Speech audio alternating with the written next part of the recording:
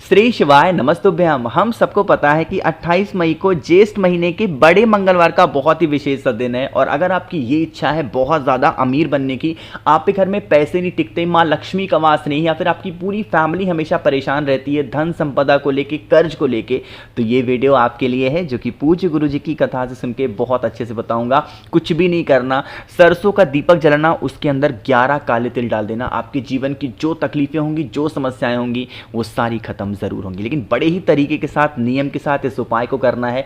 तो वीडियो को पूरा देखिएगा, है ना।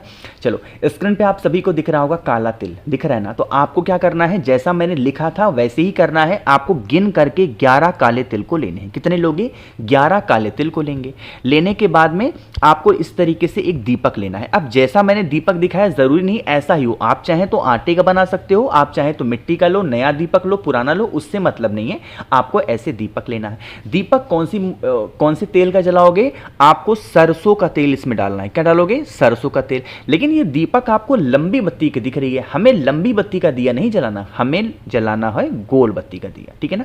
अब इस दीपक को उठाएंगे, आपके ही घर में, कहीं पे भी बाहर नहीं जाना आपको, आपके ही घर में जो बजरंगबली की फोटो, मूर्ति, प्रतिमा हो, उन्हीं के सामने सबसे पहला काम करेंगे, कुछ दाने काले तिल के, जो 11 दाने आपने लिए हैं उसे तो अलग रखेंगे, उसका इस्तेमाल अभी नहीं करना है। कुछ अलग से काले तिल के दाने पहले तो यहाँ पे जमीन पे रखेंगे, और उसी काले तिल के ऊपर आपको उस दीपक को रखना होगा, गोल बत्ती का दिया, और उसके बाद में बजरंगबली के जो भाई हैं, छोटे भाई गतिमान भगवान, किसका?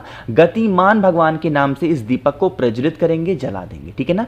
जलाने के बाद में जो मैंने आपको 11 काले तिल को दिखाए हैं, जो इंसान आपके घर में परेशान चल रहा है, चाहे वो जो भी इंसान हो, धन को लेके परेशान है, संपदा को लेके परेशान है, नौकरी को लेके, व्यापार को लेके, इज्जत को लेके, चाहे जिस भी चीज को लेके परेशान है, उस इंसान का नाम और गोत्र बोल करके 11 की 11 काले तिल को इसी जलते हुए दीपक में आपको प्रज्वलित कर देना है, डाल देना, ठीक है ना। आप वहां पर बैठ के प्रार्थना वगैरह कर लेंगे, फिर वहां से हट जाएं। थोड़ी देर के बाद जब आप वहां पर लौट करके आओगे, तो आप ये देखोगे कि जो दीपक है वो बुझा हुआ मिलेगा, ठीक है, ठंडा हो जाएगा। फिर आप इस दीपक को उठाना, आपके घर के आसपास में कोई पीपल वृक्ष हो, कोई वट का वृक्ष हो, उसके नीचे चुपचाप जाकर के आपको छोड़ करके चले आना है उस दीपक को काले तिल के साथ में। आपके घर की जितनी समस्याएं होंगी इस दीपक के अंदर समा जाएंगी, और आप जैसे ही इस दीपक को बाहर लेकर के जाओगे, आपके घर में सुख, शांति, समृद्धि जरूर आएगी, और पॉजिटिव एनर्जी का वास आपके घर में जरूर होगा, ठीक है ना। कौन से भगवान का नाम लेके दीपक जलाना है? गतिमान भगवान का नाम लेके, जो कि बजरंगबली के छोटे भाई का नाम है, ठीक है ना भाई। तो यहाँ पे हम लोगों ने बात कर ली है अपने पहले उपाय की। आगे बढ़ते हैं इस वीडियो के हम लोग अपने दूसरे उपाय की तरफ, जो कि आपको करना होगा इस तरीके से मौली और धागे को लेके। बात करते हैं कि इसके बेनिफिट क्या है, फायदे क्या हैं। जैसे मान लीजिए कि आपके घर में ऐसा कोई इंसान है जो आपको ठीक से रहने ही नहीं देता, चाहे आपके हस्बैंड हो, आपकी वाइफ हो, आपके बच्चे हो, आप उनसे परेशान हो गए हो कि मतलब ये हमको बहुत परेशान करते हैं, डांटते हैं, मारते हैं, पीटते हैं, या फिर बच्चे आपकी बातों को नहीं सुनते, खुद से पढ़ने के लिए नहीं बैठते, तो आपको इस तरीके से पहले तो लेना है मौली कलावा, जो हम लोग अपने हाथों में रक्षा सूत्र बांधते हैं। साथ ही साथ आपको एक सिक्का लेना है, ठीक है ना। अब सिक्का ये नहीं कि 1 रुपए मैंने दिखा दिया तो 1 का ही लो, नहीं। 1 का हो तो 1 का ले लो, 2 का मिल जाए 2 का लो, 5 का मिले 5 का, 10 का मिले 10 का, 20 का मिले 20 का, जो भी सिक्का इजीली मिल जाए वो लेंगे। आपको क्या करना है, इस सिक्के को लेकर के आपको इस में लपेटना है मौली को। कितनी बार लपेटना है? 21 बार, 21 टाइम्स आपको उसी मौली को, धागे को इस सिक्के के ऊपर लपेटना है। लेकिन एक जगह पे खड़े होकर के नहीं लपेटना है, आपको इस सिक्के के ऊपर पूरे घर में घूम घूम करके आपको उस सिक्के के ऊपर मौली को अच्छे तरीके से लपेट देना, ठीक है ना। जब 21 बार आप लपेट चुके, फिर आप इस सिक्के को उठाना, और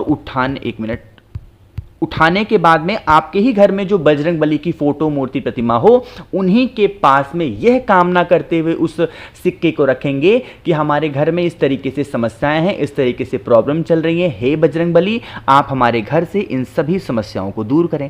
अब जो सिक्का आपने रखा था वहां पर बैठ करके प्रार्थना करेंगे, पूरी रात वो सिक्का वहां पर रखा रहने दें। उपाय सुबह करना चाहे सुबह करें, शाम को करना चाहे शाम को करें, लेकिन उस सिक्के को संभाल करके रख देना पूरा दिन, पूरी रात। मंगलवार, ज्येष्ठ के बड़े मंगलवार पे पूरी रात पूरा दिन रखा रहे।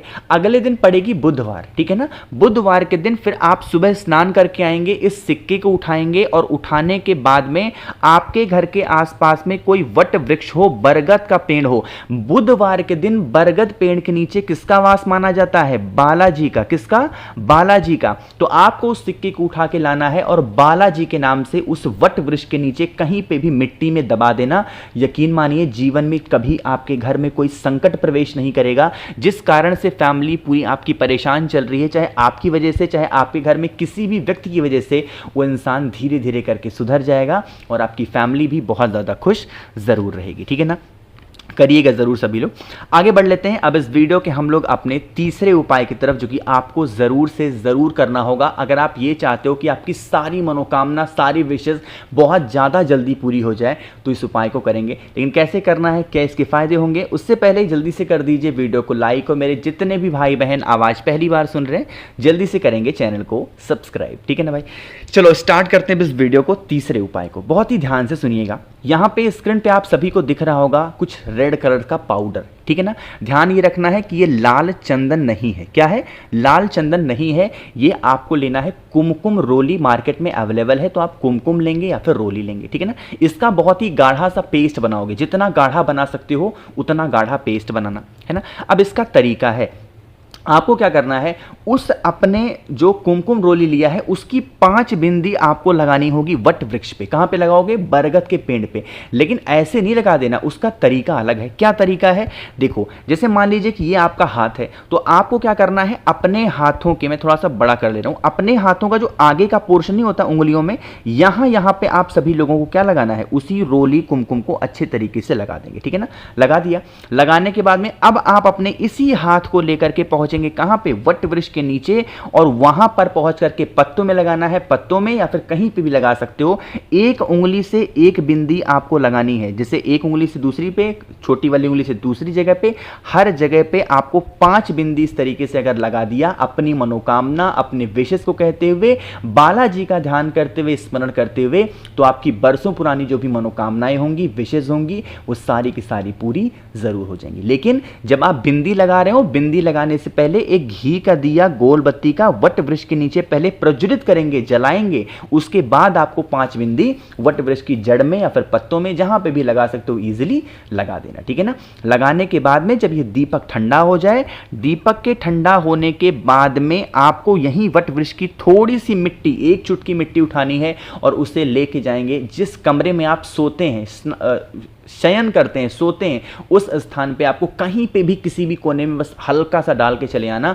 आपकी जो रुकी हुई किस्मत है वो जग जाएगी और बालाजी आपका पूरा सपोर्ट करेंगे आपकी मनोकामनाओं को बहुत जल्दी पूरा करने में, ठीक है ना। भूलिएगा नहीं कोई लोग, सभी को इस उपाय को जरूर से जरूर करना। तो 3 उपाय की हमने बात कर ली है।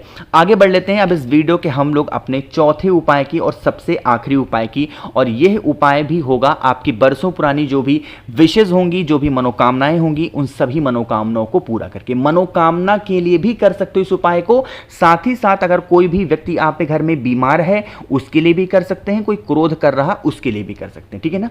चलो, अब आपको यहां पे स्क्रीन पर दिख रहा होगा बेलपत्र। कितनी बेलपत्र लोगे? आपको मात्र 1 बेलपत्र लेनी है, इससे ज्यादा नहीं लेना, ठीक है ना।